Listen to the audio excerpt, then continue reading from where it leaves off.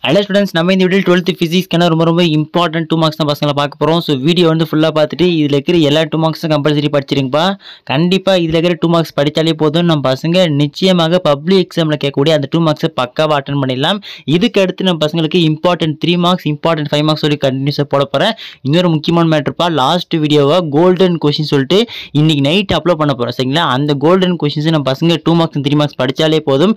அதாவது இது important questions, இதுலயும் இதெல்லாம் ரொம்ப இம்பார்ட்டண்டா இருக்கும் அப்படின்ற மாதிரி அது ஒரு செப்பரேட் வீடியோ போட போறேன்.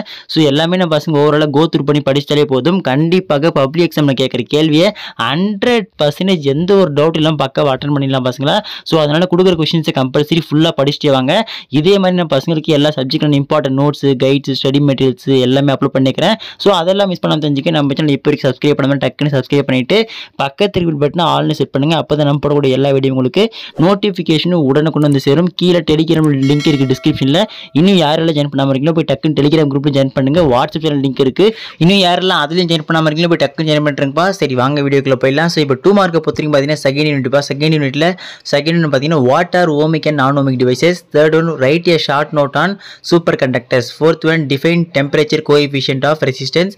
ஃபிஃப்த் ஒன் பார்த்தீங்கன்னா state Joule's law of heating. ஓகேங்களா? Sixth one what is Seebeck effect. Seventh one what is Thomson effect. இந்த எஃபெக்ட் 3 கொஸ்டினுமே கம்பல்சரி படிக்கணும். மூணுமே படிக்கணும், ரொம்ப இம்பார்ட்டன்ட். ரிப்பீட்டடாக உங்கள் எக்ஸாம்ஸில் கேட்கக்கூடிய கொஸ்டின்ஸ் சரிங்களா.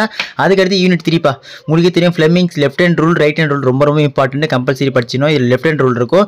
Is an ammeter connected in series or parallel in circuit why. Third one define magnetic dipole moment. Fourth one state Ampere's circuital law, very important. Fifth one state Biot Savart's law, ரொம்ப important. Sixth one define magnetic declination and inclination. 2 question படிக்கணும். புரியுங்களா? What is resonance condition in cyclotron? 8th one what is mean by hysteresis. இந்த question வந்து பார்த்தீங்கன்னா sometimes 2 மார்க்ல கம்பல்சரியாக கூட கேட்குறாங்க, நல்லா பார்த்து வச்சுங்கப்பா. Next unit 4 first one state Faraday's law of electromagnetic induction. அதுக்கப்புறம் செகண்ட் கொஸ்டின் பார்த்தீங்கன்னா state Fleming's right hand rule. Third one state Lenz's law. Fourth one how will you define the unit of inductance, ரொம்ப important, நல்லா பார்த்து வச்சுங்க.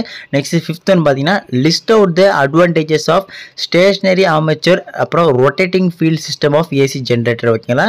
Sixth one how will you define Q factor. Seventh one what are step up and step down transformers.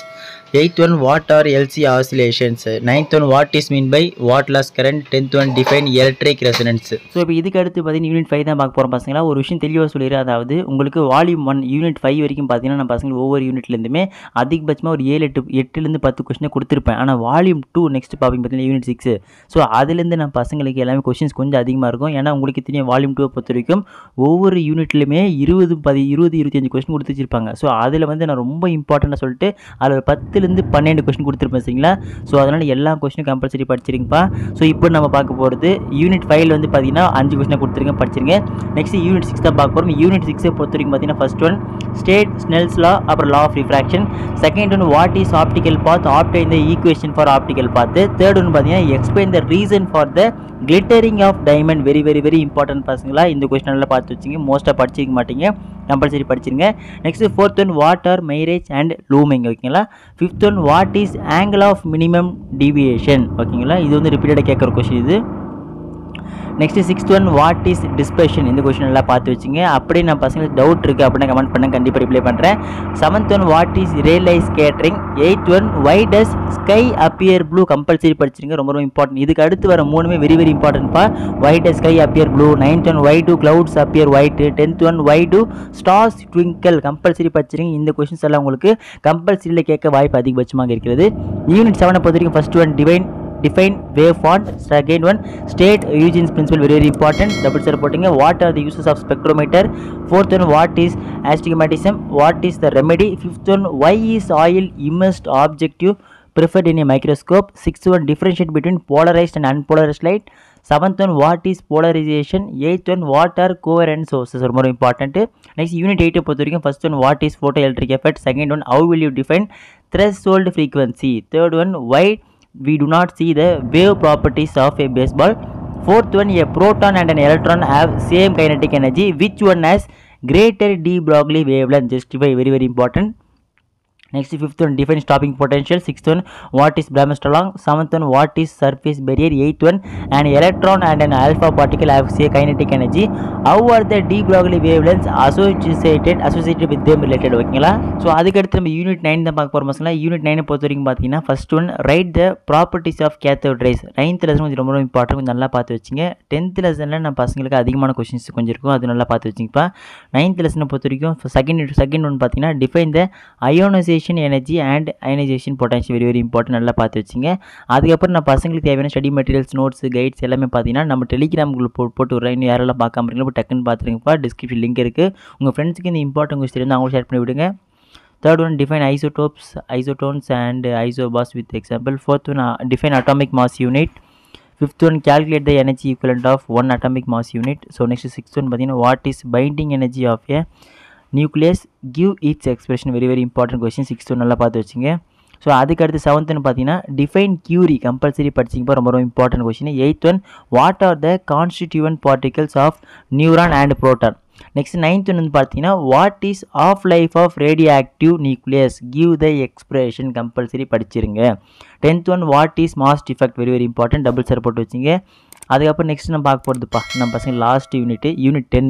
So unit 11 வந்து பார்த்தீங்கன்னா நம்ம பசங்களுக்கு சும்மா சிம்பிளாக இருக்கும், ஜஸ்ட் நீங்கள் கோத்ரூ பண்ணால் போதும் யூனிட் 11 பொறுத்த வரைக்கும். ஆனால் யூனிட் 10ல் கொஞ்சம் கொஸ்டின்ஸ் அதிகமாக இருக்கும், நல்லா பார்த்துங்க.